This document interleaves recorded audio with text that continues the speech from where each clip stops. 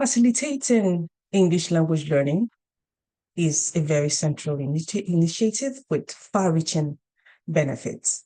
I approached this project with not just from the perspective of a researcher, but also from the viewpoint of an immigrant parent. I consider English language learning not just for people whose second language is English, but also for special cases, which I'm about to describe. I consider my son one of those special cases, and I would explain what I mean by that. You see, my husband and I, we immigrated from Nigeria. Nigeria is a country in West Africa. Our official language is British English. We are taught with British English. That is what we speak at work, just general communication.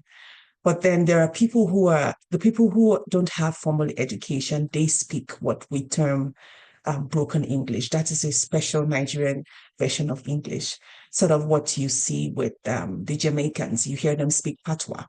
Patois is their special and their own version of English. So we also, my husband and I are Igbos. So Nigeria is a country with so many tribes, different languages, so many I've lost count.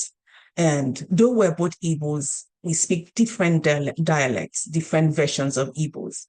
So my son, within his first 4 years, had been exposed to 3 different continents. He had been in UK, hearing the very core British English, even with the Scotland version. If you know Britain, you will know that the English people speak different from the Scottish people. So he's had all these versions of English. He's had the American English. Back home, his grandma is speaking, Igbo version that is different from what I would speak. And then, all this confusion here and there, different languages, but that's what I'm driving at.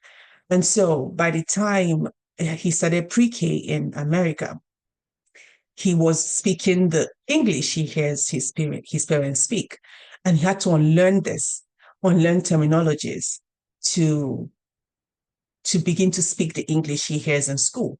So he had to unlearn things like biscuits. We say biscuits, Americans say cookies. We say sweets, Americans say candies. Even spellings and words like learned, Americans say learned with ED. We say learned with T.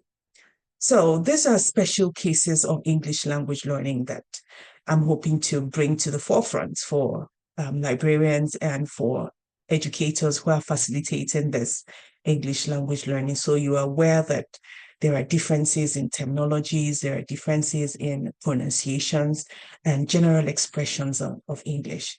Once again, thank you so much for listening, and it's been a pleasure working on this grant.